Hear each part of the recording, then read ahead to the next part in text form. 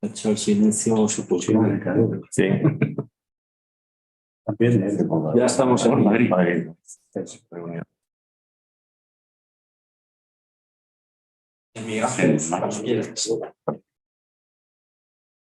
Nada. Buenas tardes.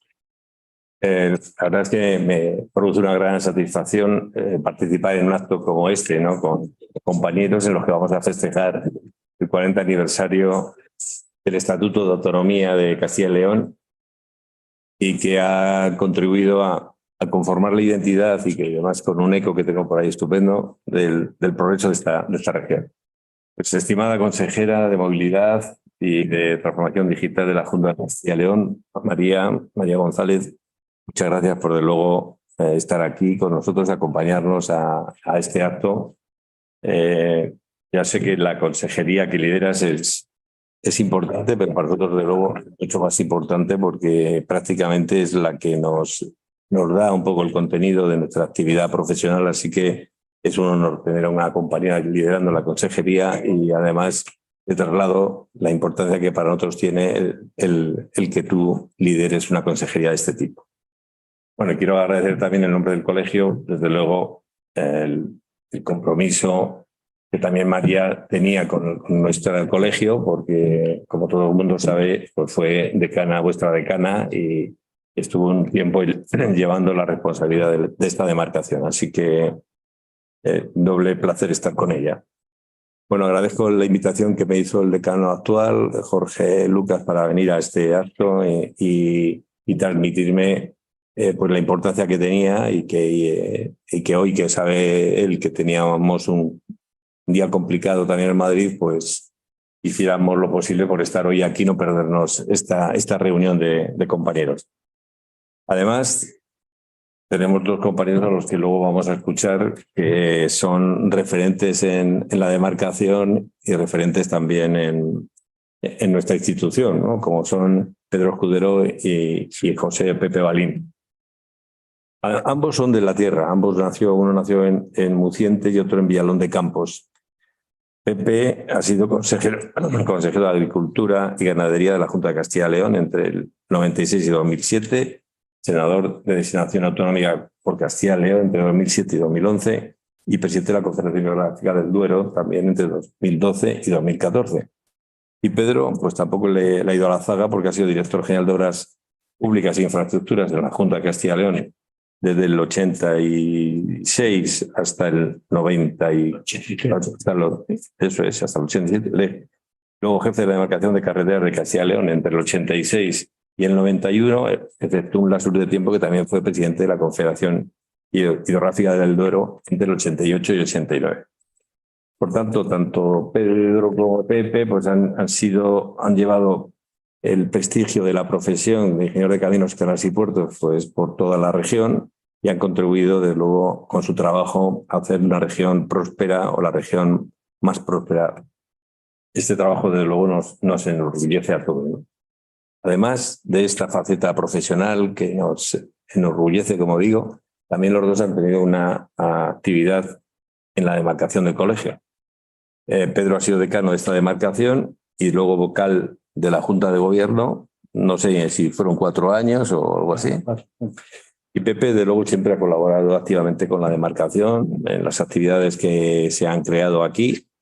Así que su entrega también ha sido reconocida con la medalla de honor del colegio, que por cierto yo no sé, Pedro, porque a ti no te la no hemos dado, con lo cual le pido a nuestro querido decano que haga un esfuerzo y la pida. En fin, en estos 40 años del Estatuto, que fue, como sabéis, el último en firmarse en España en el año 83, pues desde luego el desarrollo, la modernización de la región, el bienestar que se ha creado, tiene una vinculación importante con la actividad profesional de los ingenieros de caminos, canales y puertos. Sirva como dato ilustrativo que desde ese año, del 83, el PIB de la región se ha multiplicado por 7 y las exportaciones de la región se han multiplicado por 10. Ha habido proyectos destacados que han servido para vertebrar el territorio por parte de la Junta, como la autovía de León-Burgos o la autovía de Valladolid-Segovia.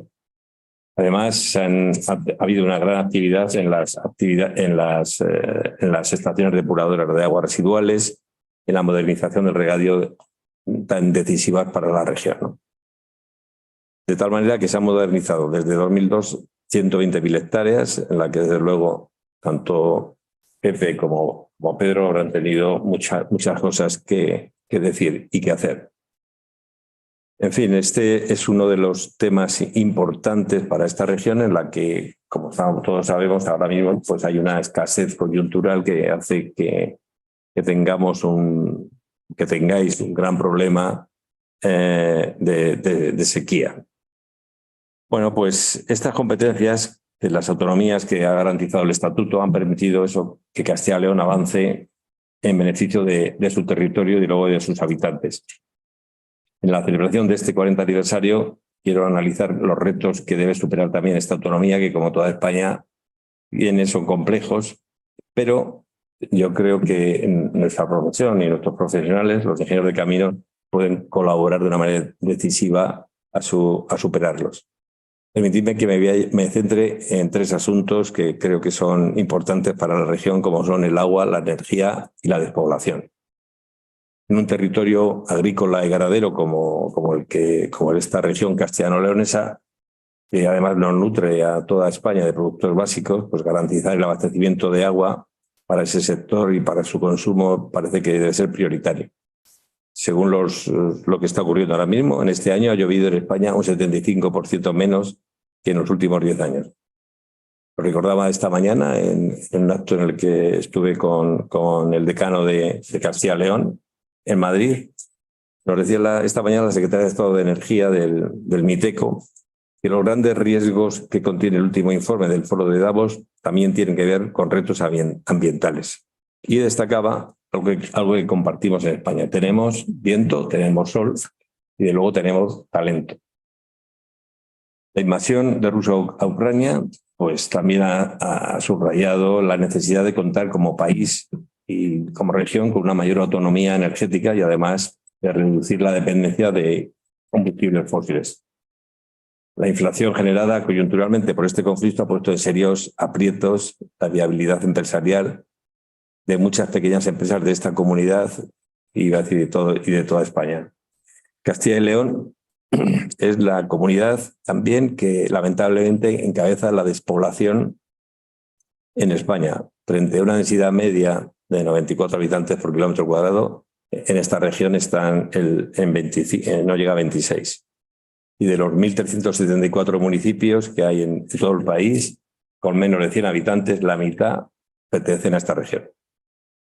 Seguro que compartimos todos que el transporte, el mantenimiento, la construcción de infraestructuras junto con otros servicios como los sanitarios o inclusive los de Internet son claves para vertebrar el territorio. Así que tenemos que ayudar a que se pueda producir este salto a través de nuevos retos que debemos acometer, o son la transición ecológica, energética, en lo que necesitamos una colaboración público-privada. Bueno, en el colegio, pero en todas las demarcaciones queremos ser activos, queremos que los ingenieros de caminos tengamos un papel relevante, que seamos participativos y pedimos también la participación y ese papel que creemos que podemos realizar con ese carácter de servicio público que todos los ingenieros de caminos los tenemos, lo llevamos en nuestra forma de ser y nuestro ADN, nuestra creación como profesionales, pues queremos tomar participación activa y queremos colaborar con las administraciones, con todas las administraciones, para recorrer juntos esta senda de modernización y cohesión territorial y social que necesitamos. Y también quiero terminar con otro gran valor que tiene esta región de Castilla y León, que es el patrimonio de la obra pública. Tenemos un problema de poca densidad de población y tenemos una gran valía o un gran valor como es el patrimonio de la obra pública.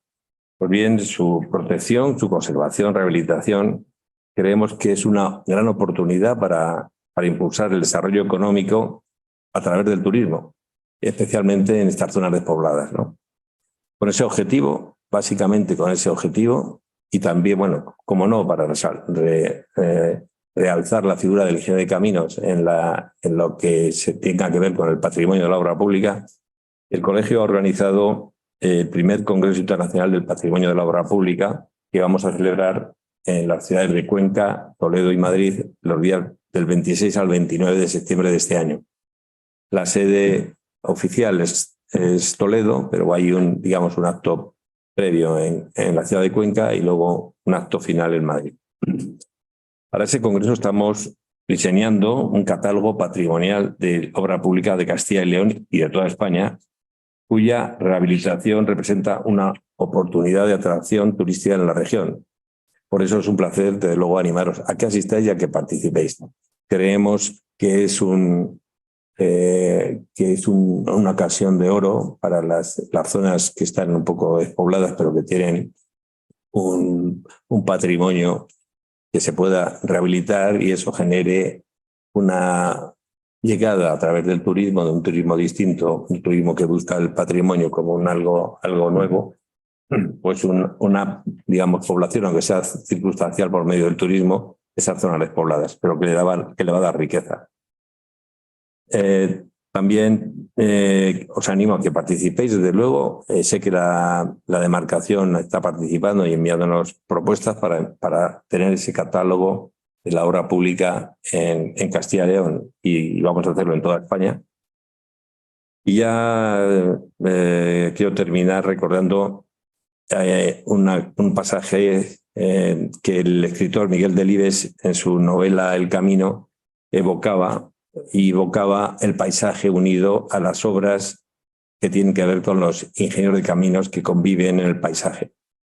Por eso confío que en los próximos años, los años que estamos ya, nosotros, los ingenieros de caminos, sigamos creando obras e infraestructuras que convivan con el paisaje, que mejoren la calidad de vida de todos sus habitantes y de todos los que disfrutamos por la belleza de la tierra. Pues nada, muchas gracias y ya, María, cuando...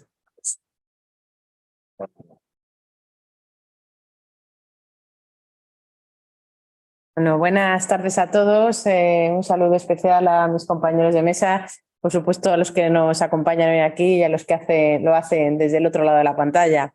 Hoy es un día un tanto emotivo para mí, ¿no? Volver a este colegio, a esta sede de la demarcación del Colegio de Caminos y recordar las etapas largas que he pasado aquí intentando trabajar por la defensa de nuestra profesión. Pero ahora visto desde otra perspectiva, pues no deja de ser algo, un recuerdo bonito, un recuerdo emotivo, ¿no?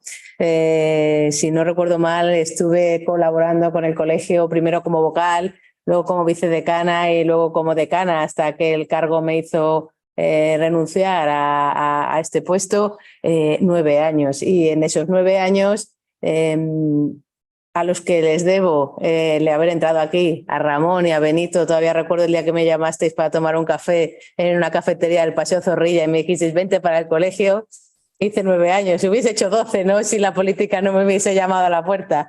Pues han sido 9 años muy bonitos, también de mucho trabajo y de noches de desvelo. Javier, ¿qué te voy a contar a ti?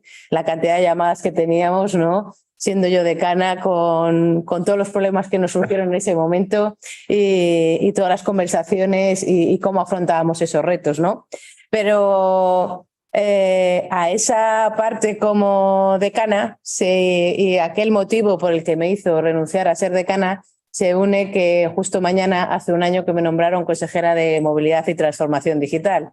Así que me encuentro en una situación en la que tengo 2 motivos de alegría. Uno, que vuelvo a la que siempre ha sido mi casa y siempre seré mi casa, y otro que para mi bien y espero que para todos los ciudadanos de Castilla y León, mañana hace un año que tomé posesión como consejera de Movilidad y Transformación Digital, donde, por supuesto, mi gran labor es la defensa de todos los derechos de los ciudadanos de Castilla y León, pero, por supuesto, siempre muy ligada a la ingeniería de caminos, canales y puertos.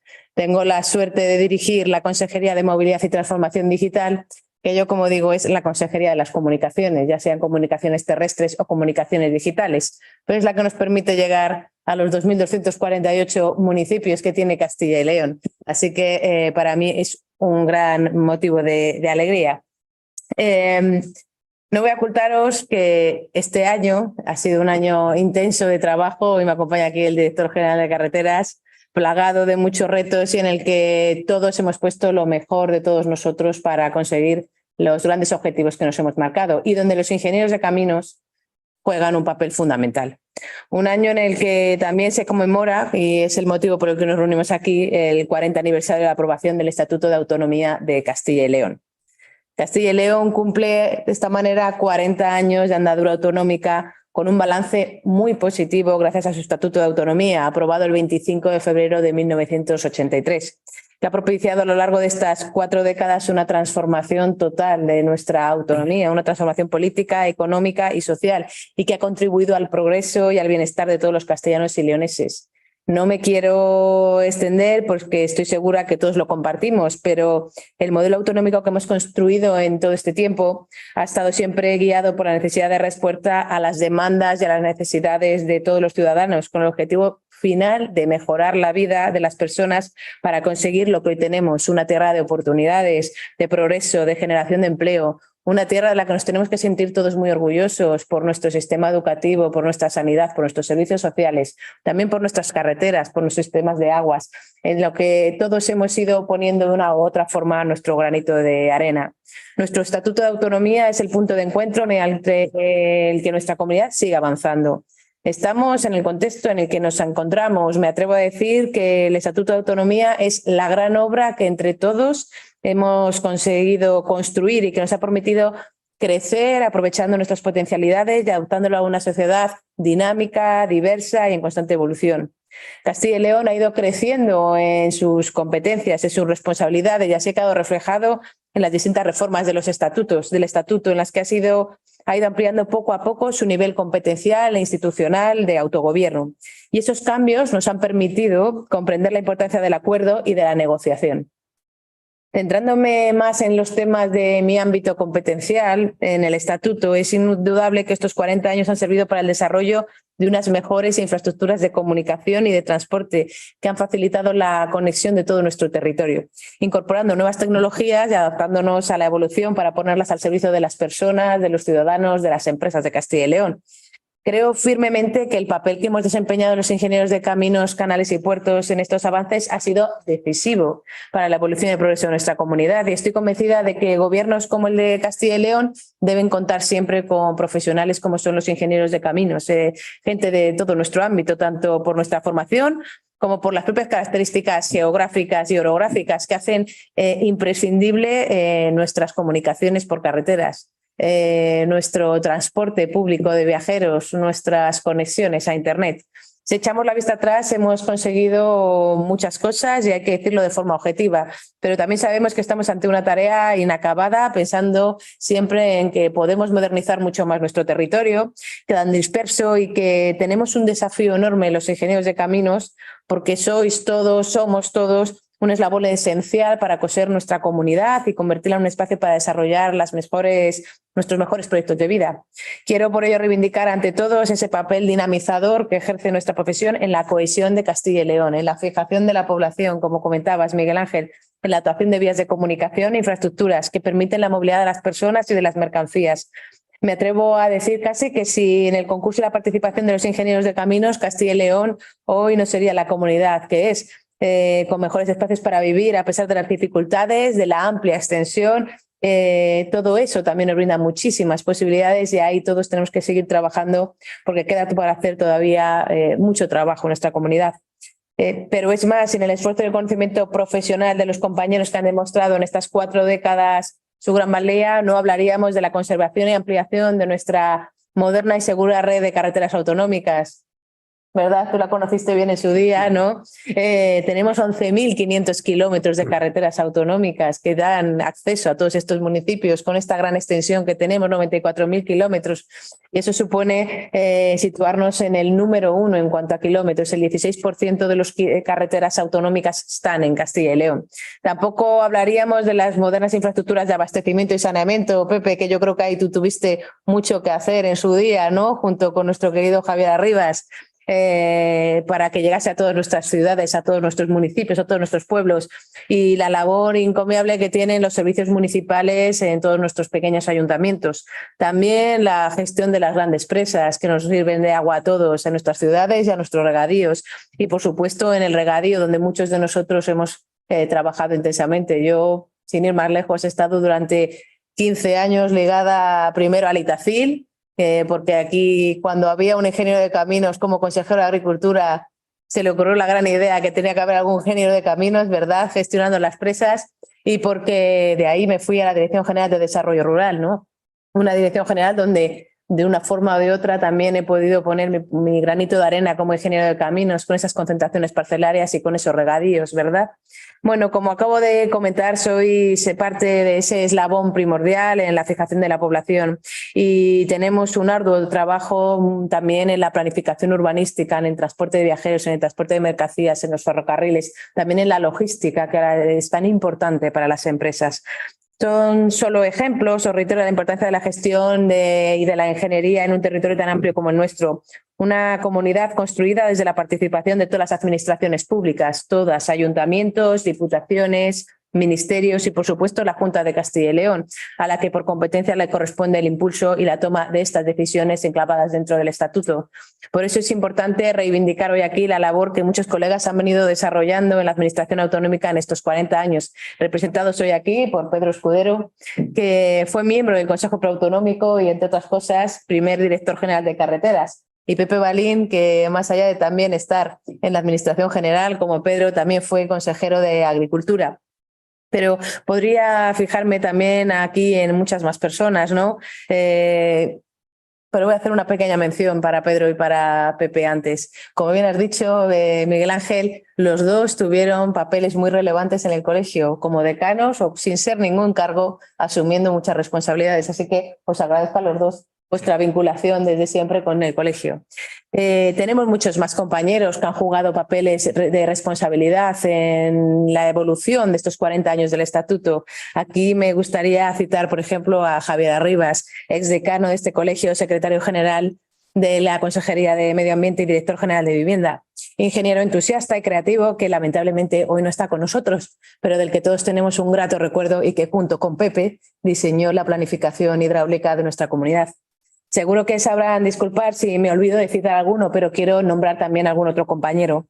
No puedo dejar de nombrar a José Luis González Balbé, que fue consejero de Fomento y después de Industria, Comercio y Turismo, o del soriano Jesús Posada, con una larga trayectoria que le llevó a responsabilidades como la presidencia de la Junta de Castilla y León, los ministerios de Agricultura y Administraciones Públicas, hasta ejercer finalmente la presidencia del Congreso de los Diputados. O también a Luis Alberto Solís, director general de Carreteras durante 6 legislaturas. Creo que ostenta el récord de más años dirigiendo una dirección general, y a él le debemos que nuestros 11.500 kilómetros estén en buenas condiciones. Y, por supuesto, en un día como hoy, visto que mañana cumplo un año como consejera, no puedo dejar de mencionar a la que es mi compañera en el Consejo de Gobierno, a Isabel Blanco, consejera de Familia. Gracias a todos por haber contribuido a que Castilla y León sea la comunidad próspera y repleta de oportunidades que tenemos hoy. Confío en que los ingenieros de caminos sigamos siendo parte muy importante en la toma de decisiones que construyen el progreso y propician el bienestar de las personas, pues nuestro papel es fundamental y las instituciones tenemos que trabajar junto a ellas. No puede ser de otra manera más que estar al servicio de la sociedad, de los ciudadanos, de las empresas, aportando lo mejor de nosotros mismos. Concluyo ya mi intervención con el deseo de seguir avanzando en un desarrollo del Estatuto de Autonomía que nos permita ser más eficientes en la resolución de los problemas reales de nuestra comunidad y con más capacidad de respuesta a las demandas sociales. Estoy segura de que todo ello redundará en una mayor confianza de los ciudadanos en las instituciones que les representan. Muchas gracias a todos.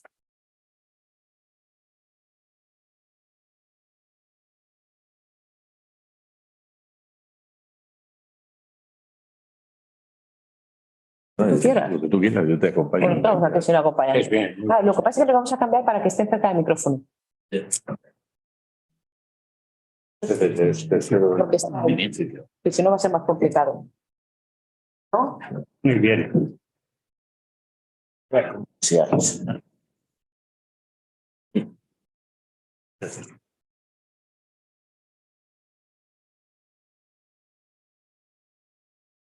venga.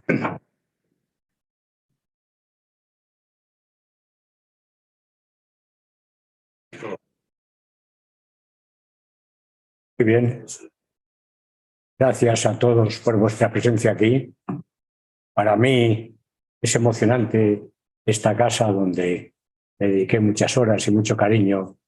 Al principio con Fernando Rosell, luego yo, Antonio del Moral, Javier Rivas, todos los que hemos trabajado durante tantos años porque esto siga adelante, y al propio presidente del colegio, porque fue una idea magnífica en su momento el que tuviéramos un colegio nacional con una organización autonómica que yo creo que ha sido un éxito para todos. Nos sentimos protegidos y nos sentimos representados por todos. Mi saludo, aparte para todos vosotros, que me encanta veros a que tanta gente conocida, es en primer lugar para la consejera María. Da un gusto que tú nos presidas en esta reunión y que estés aquí donde has metido tantas horas y lo has hecho también. A nuestro presidente, pues también lo que se ha esforzado, lo que ha peleado. Yo que llevo 30 años en Madrid, ha estado el hombre en todos los sitios donde se necesitaba. Así que muchas gracias también. De Pepe Balín, no sé qué decir. Nos conocimos en el colegio, hicimos la carrera juntos y luego en estas mesas yo creo que es la quinta vez o la cuarta vez que somos casi ya una pareja, de hecho, a estos efectos, no penséis mal. Y un placer siempre, una persona tan inteligente y competente, formar parte de la mesa con él. A todos mi cariño, a todos los que están también en el Zoom, expresarles el agradecimiento y muy especialmente al decano Jorge, buen amigo, y a Javier, que es un grande de estas cosas. Muchas gracias por invitarme y contar conmigo. La verdad es que el contenido de mi intervención pretende tocar 4 pinceladas sobre la experiencia personal y un sentir, creo que general, de los cambios producidos en la sociedad española en la década comprendidas en el año 76-86, que es cuando yo estuve más ligado al colegio y a la demarcación y a los puestos en Castilla y León, en relación con la creación de las comunidades autónomas y la aportación de los ingenieros de caminos al campo de nuestras competencias. Hablaré de 4 cosas. Voy a hablar primero de ilusión, porque realmente la llegada de la democracia a España para muchos de nosotros fue una ilusión importante, yo creo que casi todos. Yo me acuerdo con qué cené el restaurante de la noche, las copas que nos tomamos luego antes del estatuto, etcétera, perdón, de la Constitución, y fue un logro para toda la sociedad española, yo creo que es muy importante. Voy a hablar, aparte de la ilusión, lo voy a hablar de las primeras competencias que llevamos a cabo en lo que era el Ministerio de Obras Públicas y que luego se trasladaron a la Junta de Castilla y León. Daré una pincelada sobre la aprobación del Estatuto y el primer gobierno en el que yo fui director general, y haré hincapié en la aportación que hemos tenido los ingenieros de caminos en estos hechos. En los años 70, los que hoy estamos asomados al balcón de la Senetud vivíamos una experiencia apasionante. La llegada de la democracia a España. El referéndum de la Constitución se celebró el 6 de diciembre de 1978 y llenos de ilusión empezamos una etapa de convivencia nueva entre los españoles. El texto fue aprobado por el 88% de los ciudadanos. Para culminar este hito constitucional hubo que aprobar la reforma política. Esto es importante y hay que recordar la figura de Adolfo Suárez, que consiguió que se hicieran las Cortes y dar paso, romper o olvidar las estructuras políticas del franquismo y permitió constituir las primeras Cortes, que fueron las que realizaron nuestra Constitución con la elección del Congreso y del Senado. Y el referéndum de esta reforma política que nos llevó del franquismo a la democracia fue aprobado por el 94% de los votos positivos por todos los españoles. La figura de Adolfo Suárez hay que resaltarla porque fue el artífice de toda esta actuación, junto con otros, y junto con un deseo de la sociedad. La sociedad tenía una madurez para llegar ya a hacer los hitos democráticos que hoy seguimos en ellos. El texto constitucional incorporó un título octavo de la organización territorial en base a las comunidades autónomas que constituyen nuestra organización actual y que daba el marco jurídico para la creación de los estatutos de autonomía. El de Castilla y León se aprobó en el 83, como habéis hecho referencia antes, y las primeras elecciones a esta comunidad se celebraron en el mismo año 1983. Pero en 1978 se creó el Consejo General de Castilla y León por decreto ley. Fue la forma que se tenía de pasar determinadas transferencias a un organismo que tenía en Castilla y León 4 consejeros y que se fueron transfiriendo ya las primeras competencias antes de producirse el Estatuto de Autonomía. Ese Consejo General de Castilla y León tuvo las primeras transferencias en nuestro ámbito de competencias en 1982, empezando por el urbanismo. Los ayuntamientos elegidos en las elecciones de 1979 estaban redactando los nuevos planes generales de ordenación urbana y a través de la Federación Española de Municipios y Provincias pactaron traspasar las competencias del Ministerio a las comunidades autónomas, ya que hasta esa fecha la aprobación de los planes generales de ordenación urbana en las capitales de provincia y en las ciudades de mayores de 100.000 habitantes correspondía a la Administración Central.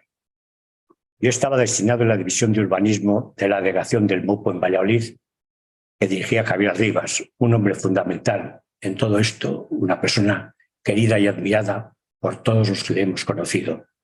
Y con otros 40 funcionarios más de las 9 provincias, arquitectos, aparejadores, abogados y otro tipo de técnicos, me cupo el honor de ser el primer ingeniero de caminos transferido.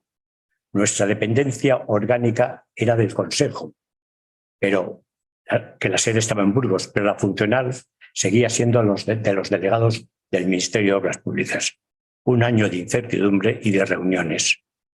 Tuvimos la suerte de que llegó a Burgos un arquitecto muy competente, muy curtido, que era Pepe Martín Crespo, que luego fue 20 años alcalde de Pozuelo de Alarcón. Pepe nos dejó trabajar, nos llamaba para alguna actuación muy puntual y la verdad es que formamos un equipo. La organización dependíamos del Ministerio, pero formamos un equipo que le recuerdo con muchísimo cariño.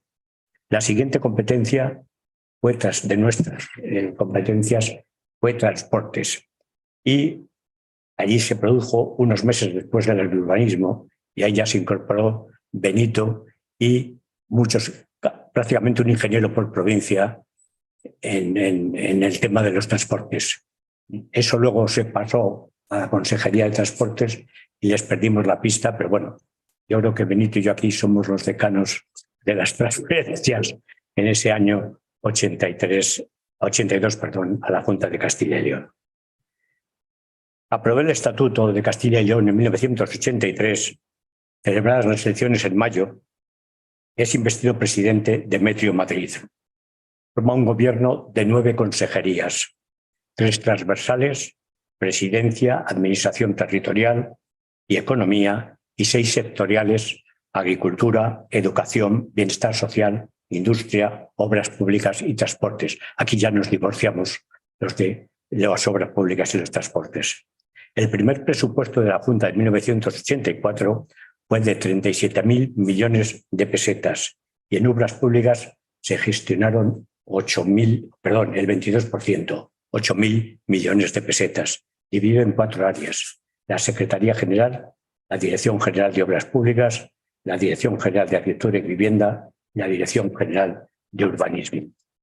Se nombra consejero de Obras Públicas al arquitecto Antonio de Mer, compañero de la delegación del MOPU. Estábamos con Javier Rivas los dos y me incorpora a su equipo como director general de Obras Públicas con competencias en carreteras y en obras hidráulicas.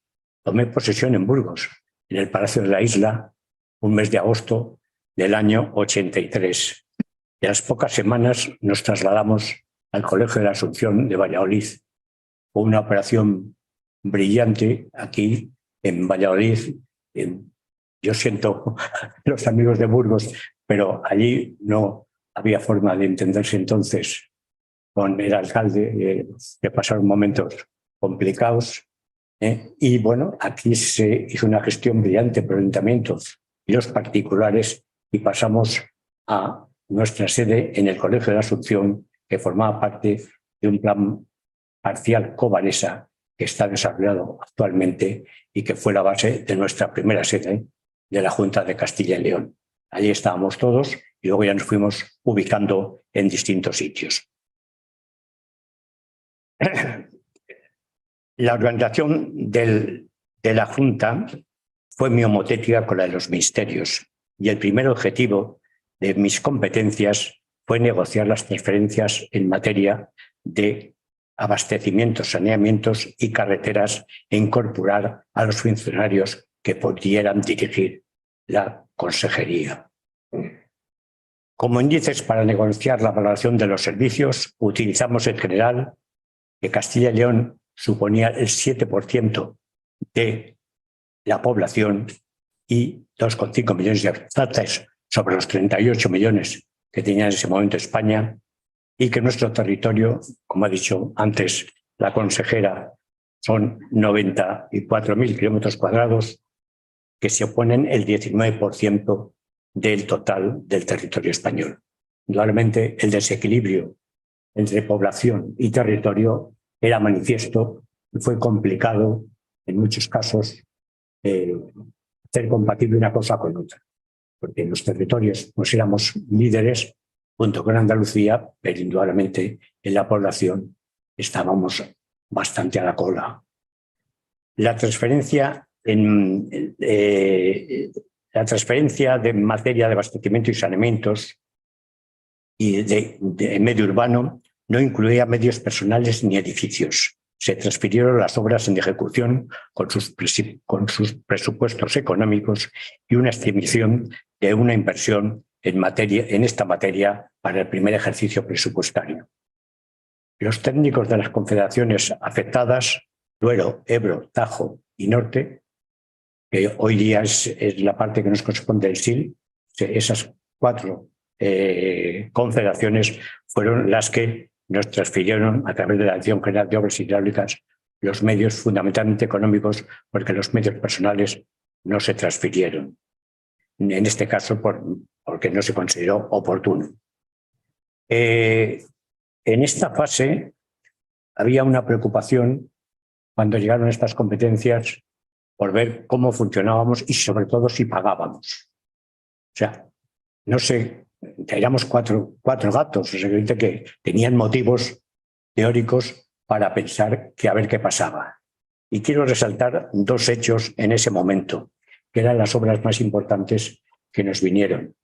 La depuradora de Burgos, que defendía la sociedad de Burgos de abastecimiento y saneamiento, que dirigía un compañero nuestro, Pepe, como no recuerdo el apellido, Pepe Carracedo, José Carracedo, y el saneamiento de Miranda de Ebro. Indudablemente, en uno hubo que hacer unos modificados, etcétera, y llegar a unos acuerdos que gracias a Javier Arribas, que fue nombrado responsable del tema, y Carracedo, pudimos llegar a una solución final. Y en Miranda de Ebro, la deuda con la Confederación del Ebro suponía más de 100 millones de pesetas entonces. Una barbaridad que pudimos resolver con el apoyo de todos. Y al final, cuando tanto Carracedo como el contratista, que era un contratista de Álava, que no recuerdo ahora, cobraron, la verdad es que me llamaron porque no se lo creían que habían cobrado en plazo, incluso antes del tema previsto. Era importantísimo que supiera la sociedad y que supieran los elementos importantes que la dirigen, que aquí se trabajaba y se pagaba. Por lo tanto, había mucha precaución por cómo iban a funcionar las comunidades autónomas, hicimos unos mindunguis que no, bueno, pues la verdad es que aquello funcionó y yo creo que nos dio a todos y a los compañeros también prestigio. Había detrás de esto dos conceptos: ser una administración más eficiente y luego la labor de los servicios técnicos que pusieron una voluntad extraordinaria. Allí estaba Javier Arribas, que le citaré varias veces, que fue un elemento fundamental en el que se hizo cargo del Servicio de Obras Hidráulicas y fue un elemento fundamental en la consecución de los objetivos. Y luego un hombre que ha estado en la Junta muchos años, al que quiero hacer mención, Pepe Muñoz Catalina, que llevaba los temas administrativos, ingeniero técnico, bueno, ayudante de obras públicas, que era antiguo, y que la verdad es que hizo una labor exquisita.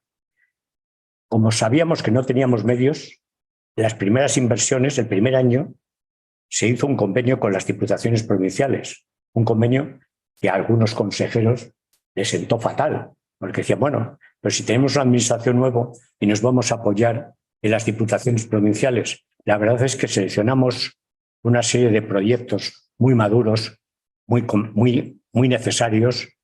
Llegamos a acuerdo con todas las diputaciones y nos fuimos capaces de invertir la primera anualidad dando la parte económica en función de la marcha de las obras. En la Junta fue muy debatido, decía que para qué servíamos, si iban a hacerlo las diputaciones, para qué servíamos nosotros, pero yo creo que era más importante. Os recuerdo que en ese momento, en el año 83, 84, 83, indudablemente la tasa de paro en España rondaba el 16% de la población activa y el 12% era la inflación. O sea que estamos trabajando, dejar de invertir un año era una barbaridad. Yo os tengo que reconocer que ahí tuve el apoyo de Antonio de Mel y de Demetrio Madrid, porque en algún momento pues, les preocupaba mucho y decían, bueno, ¿esto para qué sirven? Si lo van a hacer las diputaciones, ¿para qué sirve esta comunidad?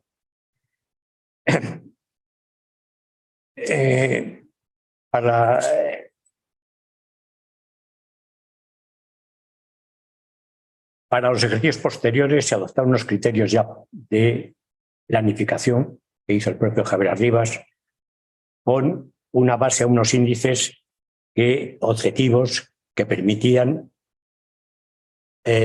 ordenar unas inversiones con respecto a otro. La Confederación del Duero tenía proyectos, los ayuntamientos tenían proyectos y sí fue una labor que dirigió Javier Arribas de jerarquización de las inversiones.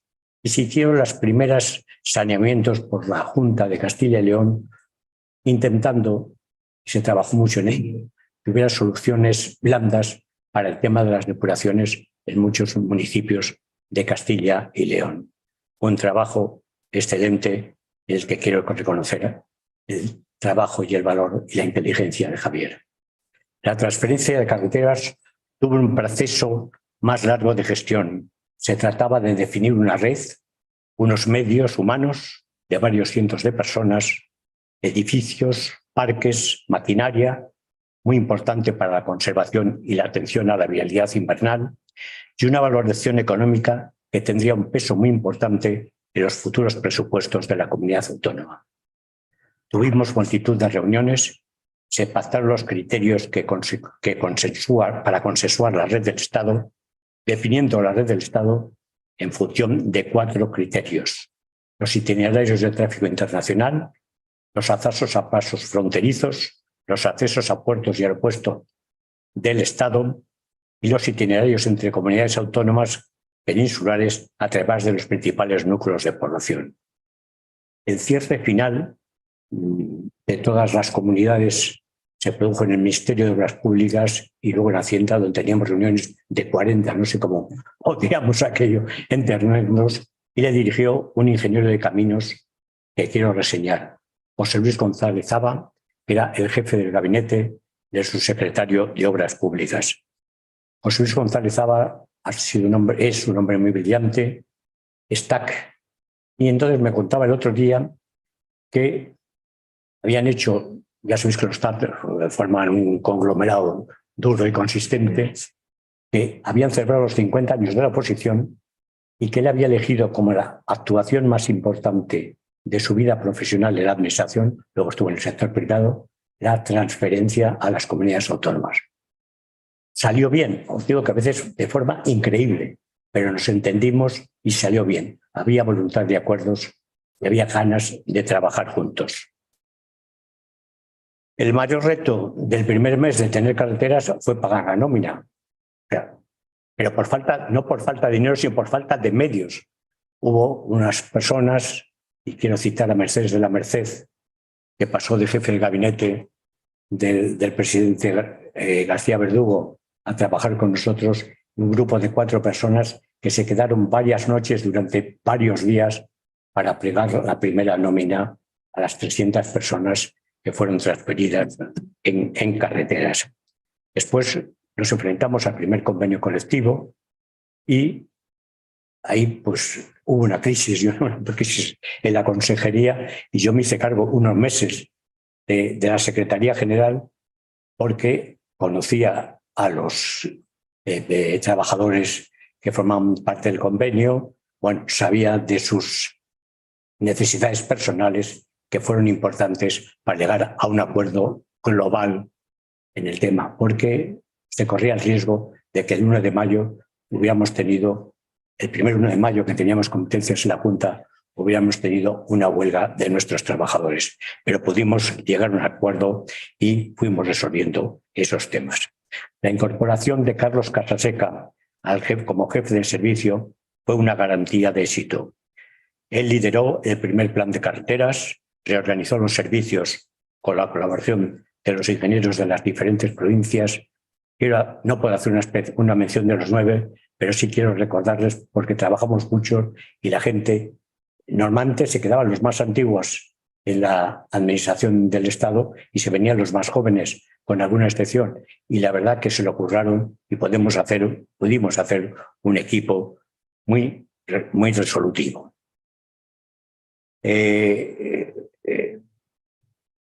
Bueno, se hizo el primer plan, se racionalizaron los servicios y la verdad es que yo creo que el funcionamiento desde el primer año fue francamente óptimo. Ya en 1984-85 tuvimos la primera reunión de directores generales que a mí me sorprendió, porque estábamos acostumbrados a que nos mandaran, a que nos organizaran, y fue entre nosotros mismos, como habíamos vivido las transferencias, etcétera, y la primera reunión de directores generales de carreteras fue en Barcelona, en Cataluña. La dirigió un hombre competentísimo, Jaume Amat, de la burguesía catalana más propia y que tenía una categoría y un nivel extraordinario. Jaume nos hicimos las reuniones de trabajo y luego nos llevó a visitar el túnel del Cadí, el eje que ya estaba haciendo la Generalitat como preautonomía, y fuimos a ver un túnel de 5 kilómetros que hasta entonces no se nos olvidó, se hizo en base de suelo seco compactado, que allí aprendimos aquello, y sobre todo luego él dirigió los trabajos de Ratosa, que era el catedrático de urbanismo de Barcelona, y un tótem sobre el tema, y que nos llevó al final del túnel, allí, un túnel de 5 kilómetros, allá a la Cerdaña, y nos preguntó, ¿qué veis aquí? Y fuimos 8 o 10 directores entonces, y le pregunté, ¿qué veis aquí? Bueno, pues un paisaje muy bonito, unos taludes. ¿Pero qué veis? ¿Cómo me decís que veis aquí? Desde aquí se ve Estocolmo. Ese era el espíritu que se tenía en aquellos años de conquistar un espacio y una convivencia que fue muy importante para los españoles. La segunda fue en Galicia y fue distinta. Allí la organizó Ángel Mario Carreño, que era el consejero entonces y licenciado, el director general. Y nos fuimos a ver al presidente Albor y fue una reunión muy cordial, pero ya de otros aspectos distintos y menos brillante en cuanto a la gestión, pero las dos fueron muy positivas. Quiero tener aquí un reconocimiento cariñoso para los que luego nos han seguido en la comunidad en los temas de carreteras. A ti personalmente no te conocía y tengo que hacer referencia a Luis Alberto Solís, que durante tantos años fue un magnífico director, y a nuestro compañero y amigo del curso, Jesús Martín Almeida, que supieron dar una impronta a las carreteras de esta región muy importante, y quiero darles un cariñoso recuerdo. Deseo poner de manifiesto la importancia de las empresas en estos años.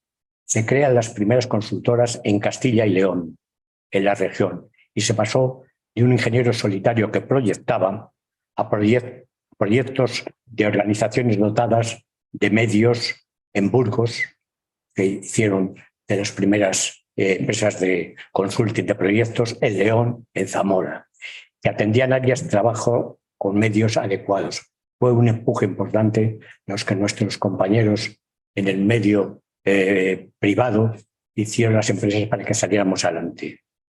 Las empresas de construcción dieron también un paso al frente y, de ser muy locales, se proyectaron en regionales, incluso haciendo UTEs con empresas nacionales, realizaron muchos trabajos y formaron la Cámara de Contratistas de Castilla y León, que además de representar al sector, dieron formación.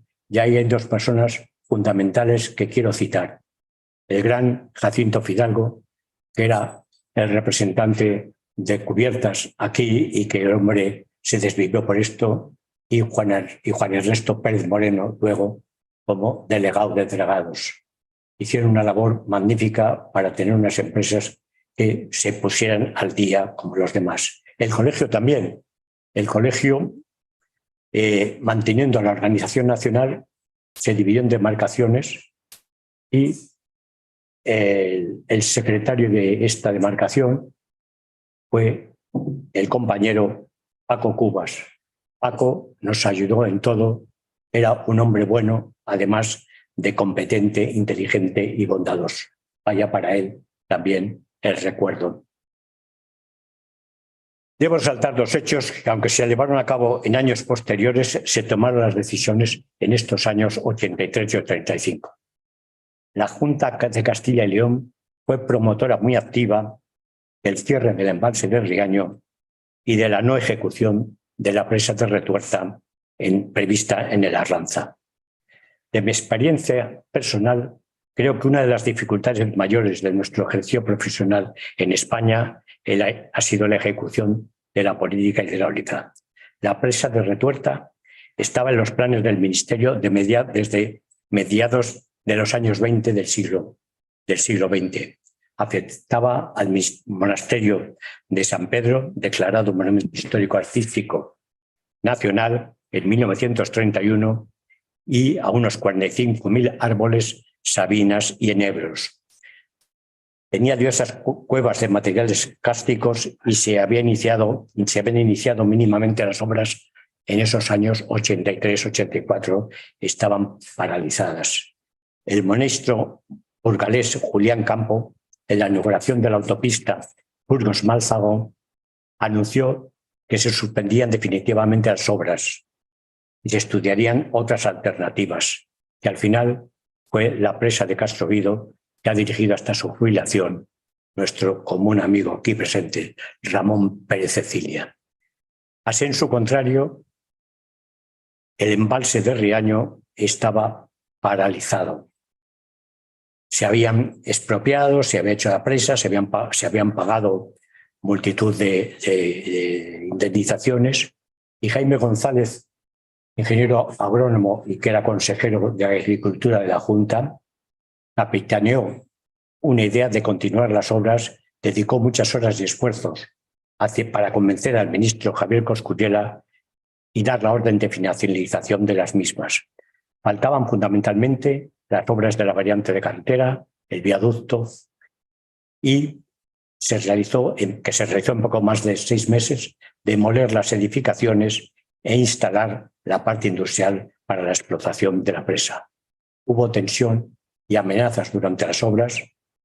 Tuvimos que tomar alguna precaución, sobre todo vía telefónica, llamaban, Yo prohibí a mis hijos que recogieran el teléfono, que eran pequeños entonces, y quiero destacar en esta actuación, para finalizar la presa de Riaño, la labor de Enrique Jiménez, que estuvo allí con el móvil en todas las demoliciones. Nos llamaban ecologistas falsos, pusieron alguna bomba en alguna pila, estando trabajadores arriba. Bueno, pero el tema salió adelante y Enrique actuó por la Confederación y por las carreteras actuaron dos compañeros, Ricardo Zamora y Antonio del Moral, que hicieron el trabajo de forma brillante.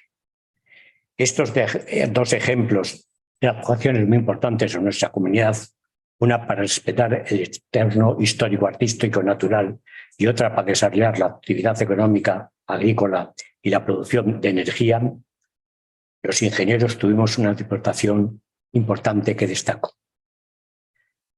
Creo que lo primero que se manejó allí y que nosotros pudimos liderar fue la defensa del interés general, del bien común, al servicio de nuestra sociedad. Es uno de los rasgos que nos identifican como ingenieros y ese espíritu le aportamos a la nueva administración. Luego, el concepto de gestión económica administrativa. Se tomaron decisiones que permitieron cumplir los compromisos presupuestarios transferidos pese a la falta de medios. Nuestra experiencia en contratación, todos veníamos del ministerio, de uno de los ministerios de otros, posibilitó tener unos pliegos que sirvieron de base y ejemplo a otras consejerías. Recuerda a la gente de Cultura, Quique Baquedano, etcétera, los hombres que mal lo pasaban para contratar, bueno, y les ayudamos con los pliegos, etcétera, la gente que estaba por allí. Dimos prioridad a planificar las actuaciones y dar prioridad a los por criterios objetivos, que fue una de nuestras contribuciones a la creación de la nueva comunidad autónoma. Las constructoras, de ser mayoritariamente locales, pasaron a competir y a llegar a acuerdos de colaboración con empresas nacionales y crear su organización regional. Partimos de la nada y creo que en colaboración de todos tenemos un sistema homologable a otros y pese a las imperfecciones y las críticas que pueden y deben realizarse, estos 40 años nos han dado unas relaciones de convivencia muy positivas y un progreso social, económico y cultural como no habíamos disfrutado en nuestra historia. También en la transformación excepcional de nuestras infraestructuras muy apoyadas económicamente con posterioridad por el ingreso de España en la Comunidad Europea. Pido disculpas porque entre las citas de los compañeros seguro que me he olvidado algunos y muy importantes, pero como escribe el poeta Luis Cernuda, no quiero que sobre esta generación sople el viento del olvido, que cuando sopla mata. Muchas gracias.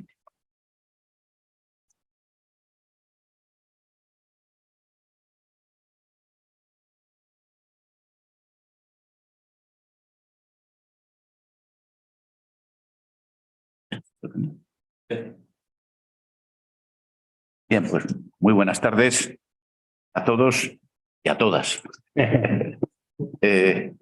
Y muchas gracias por aguantarnos, porque, oye, el tiempo corre. Bueno, evidentemente el que estén aquí el presidente del colegio y el que esté aquí la consejera, pues realza este acto y le da un cierto nivel. Un cierto nivel que además, pues Pedro se ha encargado de poner de manifiesto que las actuaciones y el interés de esta jornada es merecido. Y Pedro yo creo que ha dado un repaso a las principales actuaciones, los principales esfuerzos y yo diría también que algunas de las personas más importantes de nuestro colectivo a lo largo de estos años. Para ellos también mi recuerdo emocionado. Yo voy a intentar hacer una intervención más centrada en mi visión personal de lo que ha sido para mí el recorrido de mi actividad profesional a lo largo de este periodo en que se implantaron las autonomías en España y se implantó la de Castilla y León. A mí me pilló esta etapa en Barcelona. Yo empecé a trabajar en Barcelona desde el año final del 71, principio del 72, hasta el año 81, y allí me dediqué a a trabajar en aguas residuales. En aguas residuales y también en algunos proyectos de presa y de canales, y expresamente en Barcelona haciendo las grandes depuradoras de Barcelona. Curiosamente, mi primer contacto, digamos, cercano con el mundo de las autonomías fue la inauguración de la planta Besós de Barcelona, que fue el año 79, si no recuerdo mal.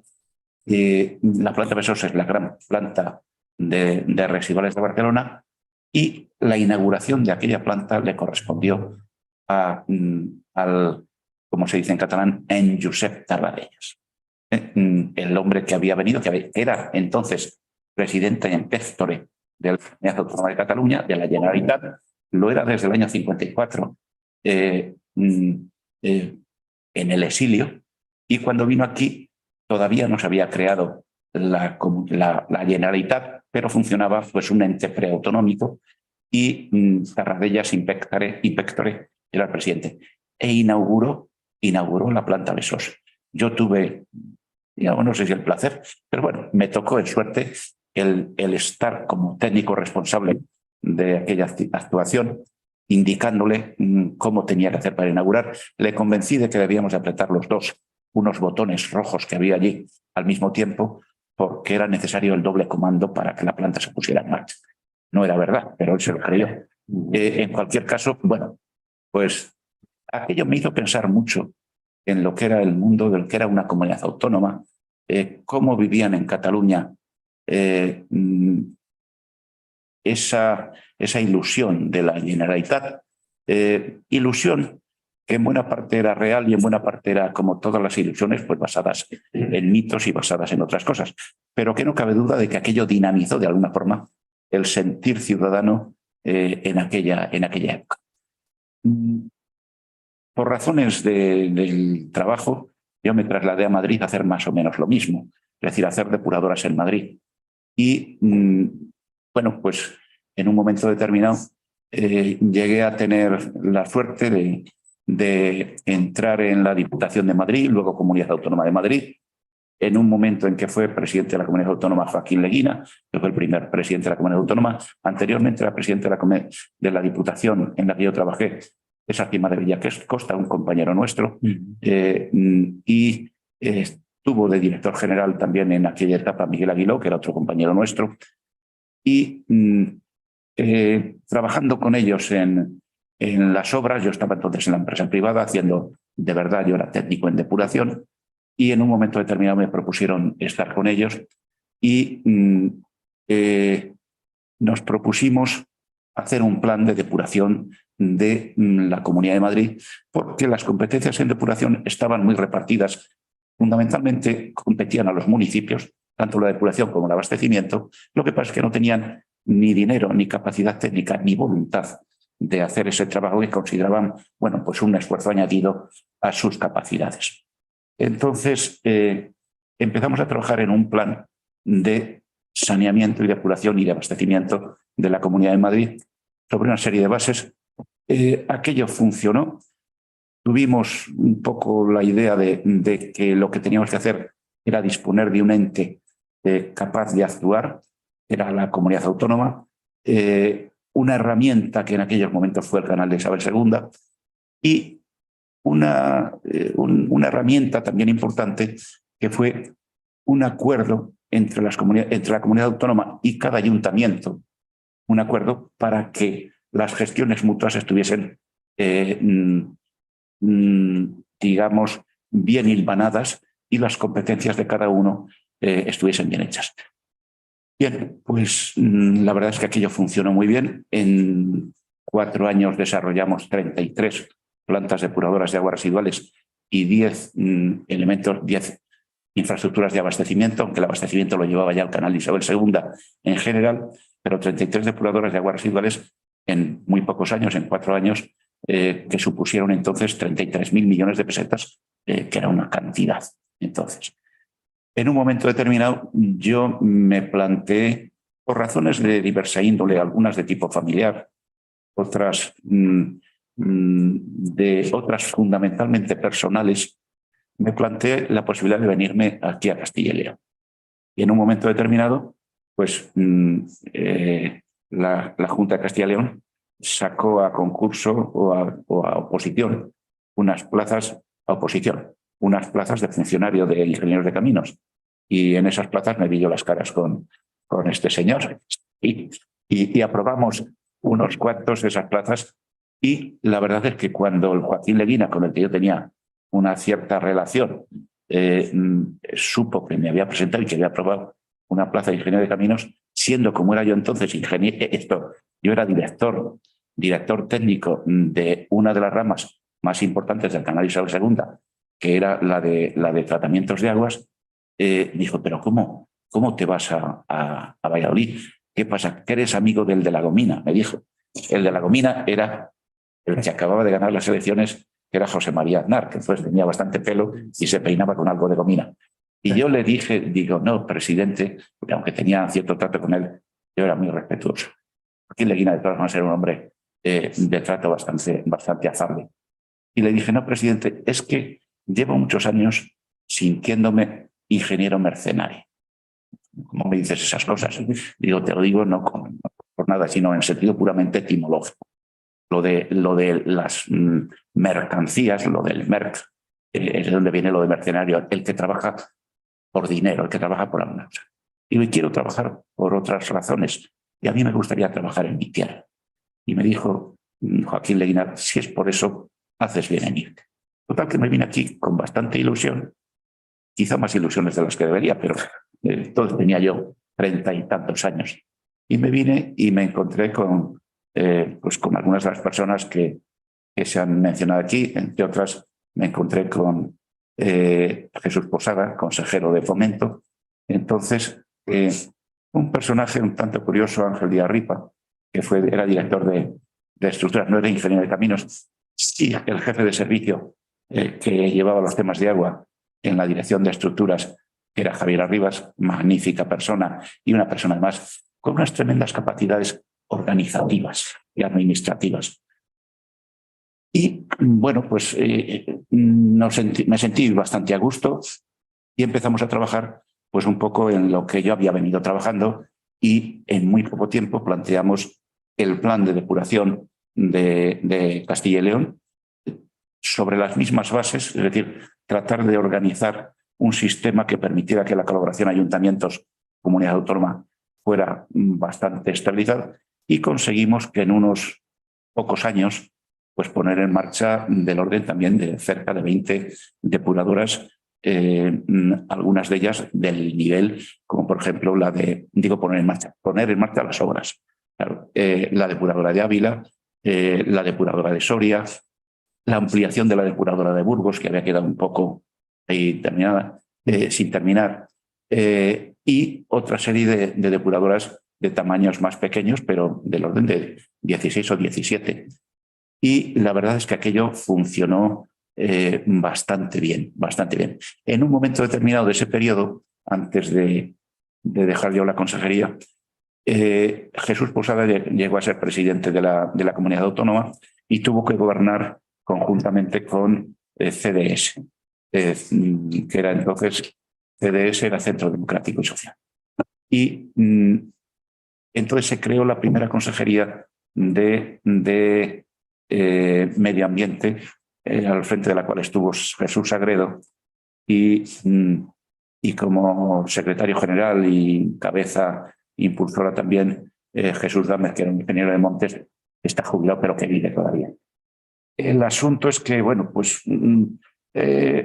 siguió habiendo bastante dinamismo en la gestión del abastecimiento y los saneamientos. Se creó un servicio específico de aguas residuales, del cual fui yo titular, y aquello funcionó bastante bien y yo me empecé a sentir bastante satisfecho conmigo mismo como profesional, aunque tuve que renunciar a una ilusión que luego contaré al final de este cuento que haré por mis distintas actividades en la administración. El hecho es que en el año 91 hay elecciones nuevas y se presentan las nuevas elecciones Juan José Lucas, y las gana y nombra a un amigo mío, consejero de Agricultura, Isaías García Monge, y me pide que trabaje con él de director general de estructuras agrarias. Bueno, sin entrar mucho en detalle, trabajé en estructuras agrarias un poco así, digamos, no muy interesado al principio, pero luego sí, en estructuras agrarias, donde por cierto hay un colectivo de ingenieros agrónomos con el que me entendí muy bien y que tienen además un sentido profesional distinto que el nuestro, porque está muy vinculado a la relación administrativa correcta con los ciudadanos, más que nosotros estamos muy acostumbrados a trabajar con empresas y municipios. Los ingenieros agrónomos del mundo de las estructuras están muy acostumbrados a través de los procesos de concentración parcelaria y de los regadíos a trabajar, digamos, con una relación administrativa muy fuerte vinculada con los propios titulares o propietarios de las explotaciones. Pero, en fin, lo que quería comentar básicamente es que tuve la suerte de poder plantear allí y desarrollar un plan regional de regadíos que creo que ha servido de verdad para dinamizar tanto en nuevos regadíos como en la modernización de los regadíos, pues desde aquellos años que fueron los años del 91 al 96, pues dinamizar bastante la modernización de los regadíos y empezar a tirar un poco de los nuevos regadíos.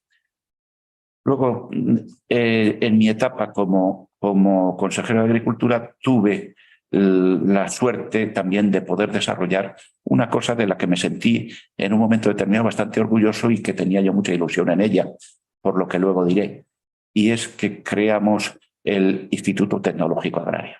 Es decir, tratamos de concentrar las actividades tecnológicas de la consejería, que no solo eran las estructuras agrarias, regadíos, concentraciones, sino también las vinculadas, por ejemplo, a la industria agroalimentaria y a otra serie de cuestiones, pues crear un instituto tecnológico que empujara y dinamizara de verdad en todo ese conjunto de actuaciones. Y la verdad es que encontré a lo largo de este proceso pues bastante apoyo y me sentí, digamos, bastante a gusto. No paso a hablar de mi etapa ya en el Senado ni en la Confederación, bueno, pues porque son etapas ya no tan vinculadas directamente a la propia actividad dentro del mundo de la Junta de Castilla y León, es decir, de la comunidad autónoma. Hasta aquí, bueno, pues mi relato de cómo he ido yo discurriendo por el mundo de las comunidades autónomas desde Cataluña, Madrid, Castilla y León. A lo largo de este periodo yo me he planteado siempre una serie de preguntas y he tratado de darme algunas respuestas. Una de las preguntas que yo me planteaba es, ¿tiene sentido crear una comunidad autónoma en Castilla y León? Y claramente me dio una respuesta que es positiva. Positiva porque yo, que trabajaba en Cataluña y luego en Madrid, pues decía, si todo esto que estoy haciendo, en vez de hacerlo por estos territorios, que por otra parte pues me eran muy queridos, en Cataluña ya llevaba yo, cuando me pasé a Madrid, cerca de 10 años, y en Madrid pues había estudiado y llevaba unos 4 años también. Digo, pues, a pesar de que esos territorios me eran muy queridos, ¿por qué no desarrollar mi trabajo y bueno, pues todo lo que de alguna forma la sociedad me ha dado a mí, ¿por qué no aportarlo yo a mi comunidad autónoma? Esta ha sido una línea de trabajo, una línea de pensamiento que yo me hice para venirme aquí. Pero me hice también algún otro pensamiento. ¿Tiene sentido que nuestra comunidad autónoma utilice como símbolo Villalar? Y la verdad es que en eso mi respuesta fue muy negativa. Siempre pensé que lo de Villalar, pues que pues un poco como lo de los catalanes, que yo lo conocía, pues lo de celebrar una derrota, ¿no?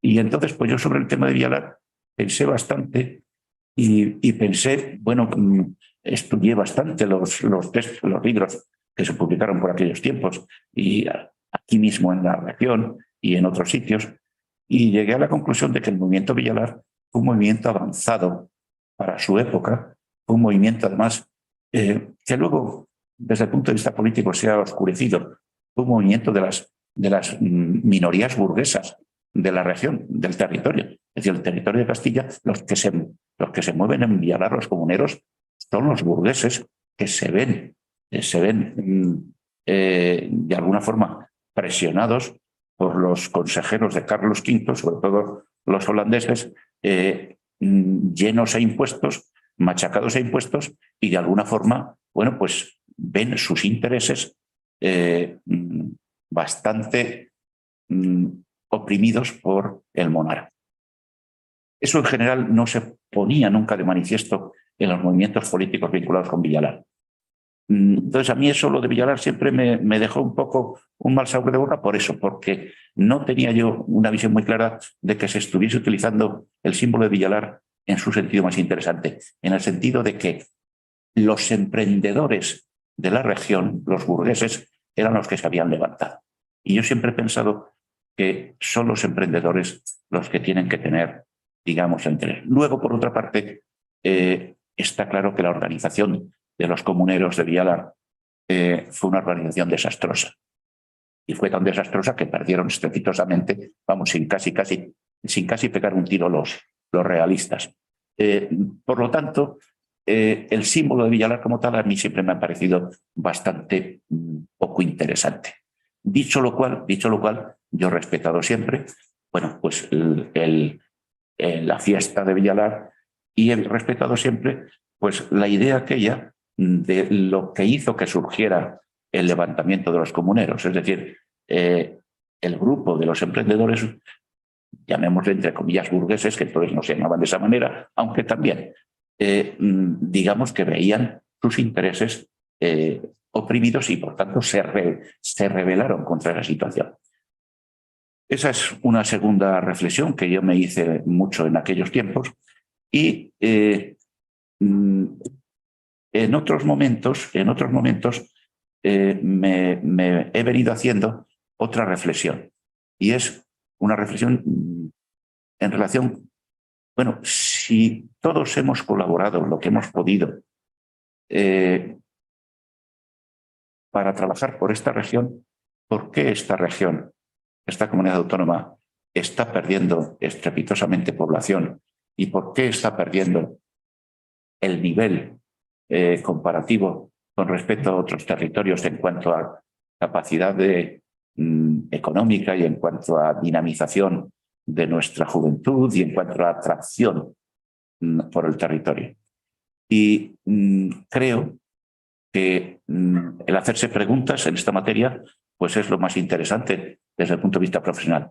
Yo no creo que sea culpa de los ingenieros de caminos. Yo creo que los ingenieros de caminos hemos hecho bastante bien las cosas dentro de un orden. Si acaso hemos pecado de estar demasiado obnubilados con la administración pública y no ser capaces de crear empresas. Por ejemplo, yo me arrepiento profundamente de no haber creado una sociedad de explotación de las instalaciones de aguas que veníamos haciendo. Cosa que sí desarrollamos en Madrid. En Madrid hicimos que el canal de Isabel II se hiciera cargo de todas las explotaciones.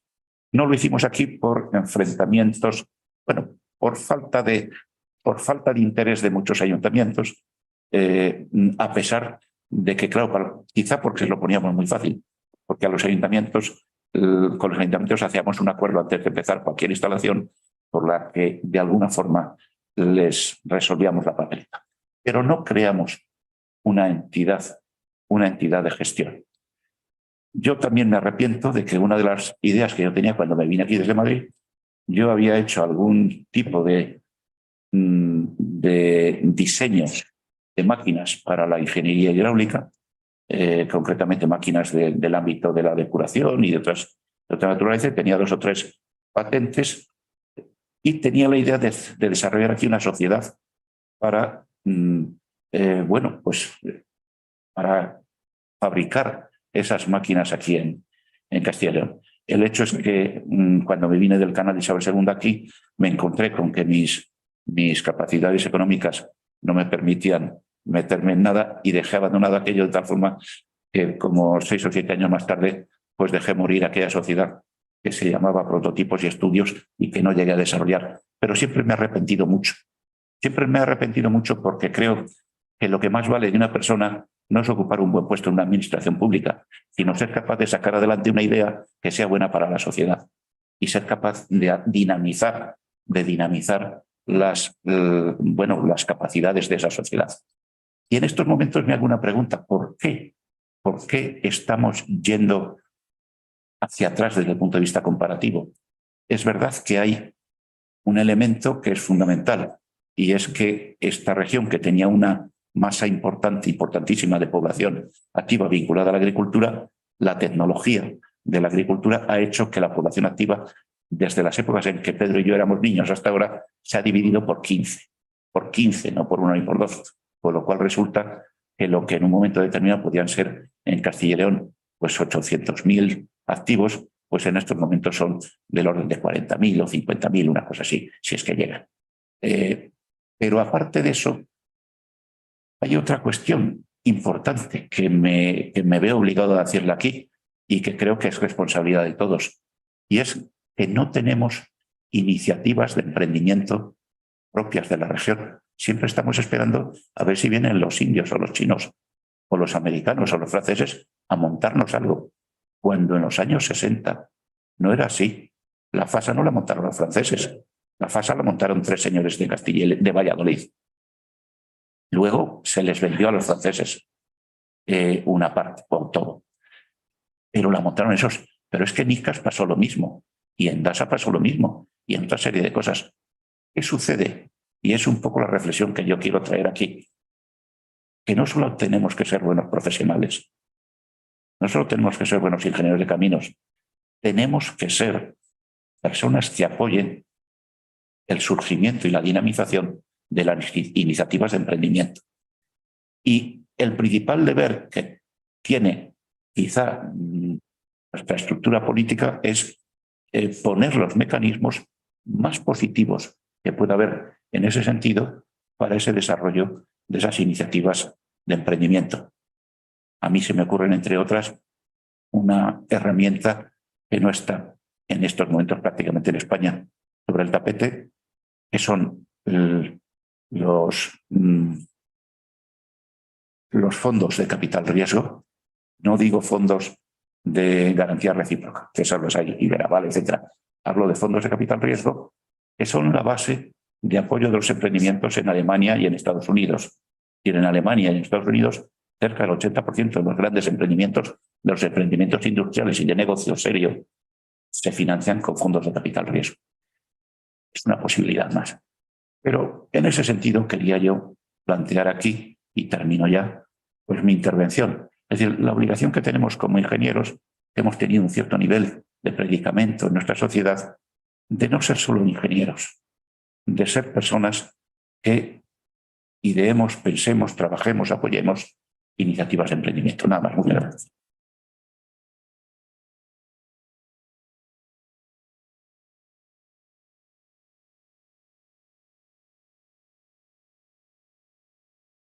Bueno, pues yo, la verdad es que después de haberles escuchado a ellos dos, me da casi hasta vergüenza hablar, porque por llevarlo a un símil de nuestra profesión, vosotros os habéis dedicado a construir y yo me dedico a mantener. La verdad es que habéis tenido una grandísima oportunidad de contribuir a desarrollar nuestra comunidad autónoma a través de ese estatuto. Me he quedado con muchas cosas, pues el primer ingeniero de caminos que se transfirió, ¿no? O no sé si de los primeros, de la primera tanda de las oposiciones, pero seguro que sí de las primeras tandas, ¿no? Junto con Benito. Eso ha demostrado que de una forma u otra los ingenieros de caminos siempre hemos jugado un papel fundamental en todo esto. Y yo me atreví a dar unas pinceladas, pero habéis hablado aquí de la importancia del agua, del abastecimiento, del saneamiento, de las carreteras, del transporte, de todas aquellas servicios que damos a todos nuestros ciudadanos en nuestro día a día y en los que los ingenieros de caminos hemos jugado siempre un papel fundamental, ¿no? Comentabas y hablabas antes de Isaías, de un ingeniero agrónomo. Yo, como tú, he tenido la suerte también de compartir muchos años con ingenieros agrónomos y y yo casi por trasladarlo a vosotros, porque también quiero que me deis un poco vuestra visión, ¿no? Tengo dos preguntas para lanzaros, ¿no? Cuando a mí me propusieron dar el paso y tomar un puesto de responsabilidad en la administración, yo por temas personales conocía y apreciaba mucho a Isaías y llamé a Isaías y también llamé a Pepe para que me diesen el empujón que necesitaba, ¿no? Para decir que sí. Y Isaías me dijo en aquel momento: tírate a la piscina, tira adelante, vas a hacer algo por tu comunidad y nunca te vas a arrepentir de ello, pero ten una cosa clara, no hay cargo sin carga, me dijo. Vosotros que habéis tenido unos puestos de responsabilidad y que habéis hecho tanto, porque vuelvo a repetir, vosotros habéis sido los que habéis hecho los pilares de lo que tenemos ahora. Supongo que eso habrá repercutido en vuestras espaldas, por decirlo de alguna manera. Me gustaría que me dijeseis un poco cómo lo visteis ahora, por saber lo que me queda a mí por delante, ¿no? Por decirlo de alguna manera. Y luego también porque vosotros que habéis estado tanto tiempo en la administración y que habéis tenido esa suerte, ver cómo ha evolucionado el ingeniero de caminos funcionario dentro de la administración. Porque aunque yo llevo mucho tiempo ligada a la administración de una forma o de otra, la mayoría de estos años he estado ligada a los ingenieros agrónomos y me ha quedado casi más conocer a mi profesión dentro de la propia casa, ¿no? Ahora tengo la suerte de poder estar mucho tiempo con ellos. Os traslado esas dos preguntas y yo por mi parte ya no voy a decir nada más. Casi les dejo alguna cuestión a ellos si quieren. Vamos a ver. La primera, la de cómo ha repercutido el trabajo en... Pues digamos que globalmente de una manera positiva. Desde otros puntos de vista muy negativos, es decir, un puesto de responsabilidad política o de responsabilidad administrativa importante, con gente a tus órdenes y sobre todo con la atención de la ciudadanía puesta de alguna manera sobre ti, y los puestos políticos son siempre de esa naturaleza, sin lugar a dudas conllevan tensión y conllevan carga y conllevan dedicación y conllevan mucho esfuerzo, mucho trabajo, y todo eso es un trabajo y un esfuerzo que no le dedicas a la familia. Eso por una parte. Por otra parte, también hay otra cosa muy clara. En la administración pública y en la política es donde menos dinero se gana, y eso a la larga pues lo notas. Es decir, si alguien quiere tener una vida económicamente un poco más desahogada, que no se dedique a la administración ni a la política. Eso es una cosa clarísima. Otra cuestión es que, bueno, ganas para vivir, yo tampoco me quejo. Eso, digamos, lo negativo. Lo positivo, pues lo positivo es que, de alguna manera, una persona, yo creo que la especie humana es una especie social y somos animales sociales no solo porque necesitamos tener contacto con el resto de los humanos, sino porque nos interesa mucho lo que los demás piensen de nosotros. Desde ese punto de vista, el tipo de trabajo que tenemos es una de las formas de relación social más importante que tenemos. El que ocupa un puesto en la administración pública, el que ocupa un puesto en la política y lo realiza y lo desarrolla, digamos, honradamente, sensatamente, con interés, sin lugar a dudas, desarrolla un trabajo que incide mucho en la ciudadanía y eso se nota. Es decir, cualquier persona que trabaja, digamos, razonablemente en la administración y lleva temas con responsabilidad, con eficiencia, con eficacia, es mucho más reconocido por la ciudadanía que el que trabaja en una fábrica. Por lo menos yo lo he sentido así. Y eso es positivo. Luego tiene otro inconveniente de que desde el punto de vista del dinero, pues es un desastre. Bueno, un desastre. Es, digamos, un poquito corto. De tal forma que yo, pues teníamos compañeros de promoción, un montón de ellos que estaban por aquí y ganaban 3 veces más que los que estábamos en la administración. Y éramos sus administraciones que les teníamos que controlar a las otras. Eso en relación con la primera cuestión. Y la segunda cuestión, ¿cómo ha evolucionado el ingeniero, la valoración del ingeniero o la posición del ingeniero? Pues La verdad es que yo llevo ya unos años apartado de esto, pero diría que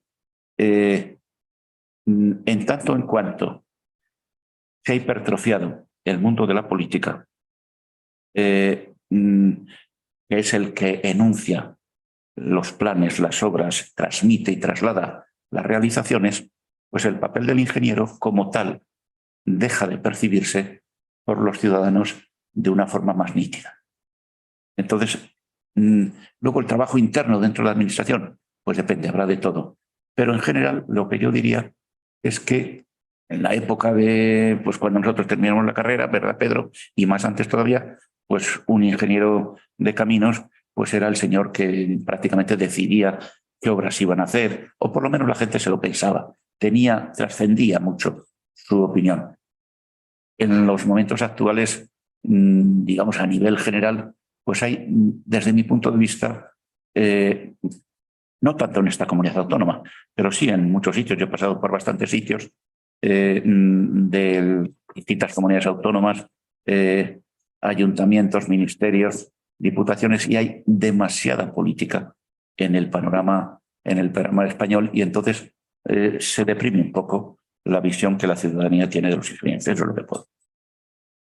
¿No? Yo la verdad es que ya con la edad que llevamos teniendo, no solo se acuerda de lo bueno, de lo malo, pues tienes una tendencia a olvidar. Y yo lo recuerdo esto con una idea, vamos a decir, de juvenil. Nos teníamos 30 años, había la gente, éramos 4 gatos, quiero decirte, y había un espíritu de trabajo. Fíjate que las transferencias en carreteras fueron muchísimos ingenieros, no por provincia, más tal.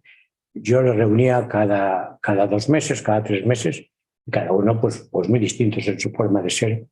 Y la verdad es que recibía el apoyo de todos ellos con entusiasmo. Se hizo una transición muy importante, y esta parte de las comunidades autónomas, que fue yo creo que una de las más trascendentes de cara a nuestra profesión, pues la verdad es que dio para muchas satisfacciones.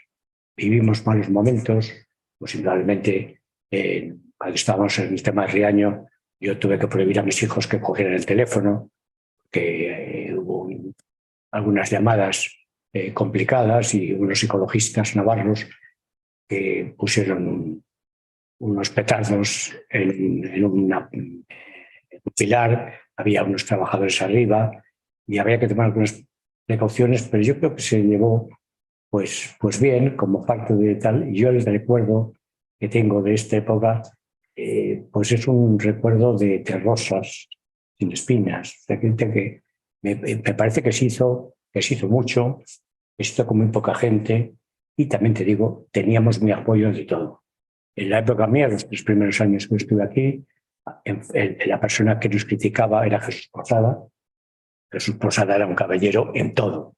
No había una mala palabra, decía las cosas, pues un hombre inteligente, competente, decía las cosas. Bueno, cuando llegó, encargamos el primer mapa de Castilla y León, porque aquí es que no teníamos datos de nada, no sabíamos sumar más que kilómetros de provincias, no sé qué, era muy básico pues encargamos los primeros mapas de la región al Instituto Geográfico Nacional, un organismo de prestigio, y para que hiciera las cosas bien. ¿Y cuál sería nuestra sorpresa cuando llegan los mapas y les falta el condado de Treviño? Claro, con la inteligencia que tenía Jesús, que era entonces el responsable de la oposición, pues hizo mofa muy bien hecha, muy inteligente de lo que pasaba ahí. Pero bueno, es que pasaban esas cosas, que si tú eso encargas al Instituto Geográfico Nacional, indudablemente, y no se dan cuenta que hay un trozo de la provincia de Burgos en Álava. Entonces, pues yo la verdad que el recuerdo que tengo es de compañeros, gente, hubo sitios más complicados en Burgos, pues con algunas autoridades, el alcalde, etcétera. Y ahí tengo que reconocer, cuando se vino la Junta de aquí, pues el alcalde de Burgos estaba muy enfadado, no daba oportunidades a ninguno, y pues se vinieron a Castilla y León, donde el ayuntamiento pues promovió la cesión del Colegio de la Asunción. Y luego, cuando yo volví a Burgos, también de la mano de Javier Arribas y Carrecedo, el alcalde decía: a ti sí que te recibo porque traes dinero. Los otros aquí que no vengan. Claro, se estaba muy mal porque en Burgos, el día de las Fuerzas Armadas, pues la presidiera Demetrio Madrid en vez de presidir el alcalde de Burgos. Bueno, pues cosas singulares de esas que pasan a ser anécdotas. Y por lo tanto yo tengo un recuerdo francamente bueno y sobre todo yo tengo que decir de lo que se ha conseguido, que tenemos problemas, que tenemos dificultades, pero luego la gente que ha seguido aquí, he citado a Luis Alberto Solís y he citado a Jesús Martín Almeida, pero yo creo que en general se ha mantenido un nivel, Pepe en otras actividades, se ha mantenido un nivel que yo creo que ha sido muy positivo para los ciudadanos. Entonces, pues yo diría que un nivel de satisfacción. Y la otra pregunta no me acuerdo qué era. Tus compañeros y tu experiencia. Así que creo que de una forma o de otra... He contestado. Vale, pues ya está. Resuelto. Gracias. Si queréis alguno comentar algo, lanzarles alguna pregunta. Bueno, pues yo creo que ya por mi parte creo que hemos dejado de una forma u otra todos los que hemos intervenido en esta mesa clara la importancia que ha tenido el estatuto para Castilla y León, para todos los castellanos y leoneses, y también creo que ha quedado más que demostrado la gran importancia que han tenido en estos 40 años los ingenieros de caminos, sobre todo por el gran servicio de vocación, esa vocación que siempre han demostrado con nuestra tierra, para poner en marcha todo aquello de lo que hoy de una forma u otra disfrutamos, de abrir nuestro grifo y tener agua, de montarnos en un autobús para llevar al niño o de poder realizar cualquier tipo de transporte, ¿no?, de mercancías. Así que muchas gracias a todos los ingenieros de caminos que nos siguen hoy presencialmente o online, y animaros a todos a que sigamos creyendo en esta tierra de oportunidades y dando todo nuestro servicio para hacerla cada vez mejor. Muchas gracias. Bien.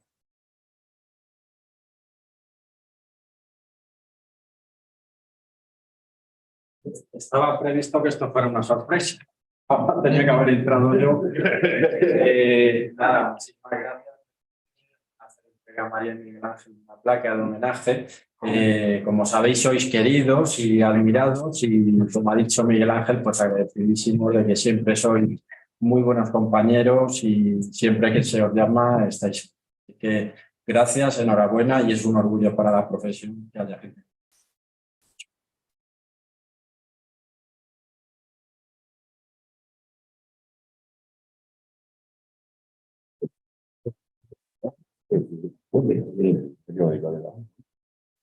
Pepe, no me des la espalda.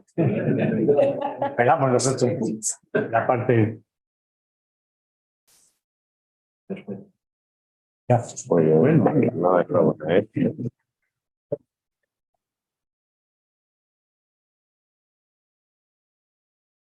Enhorabuena. Bueno. Muchas gracias.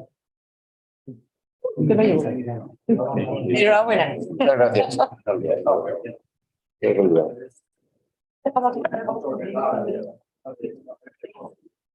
Muy bien. Hemos dicho que es lo que es lo importante aquí.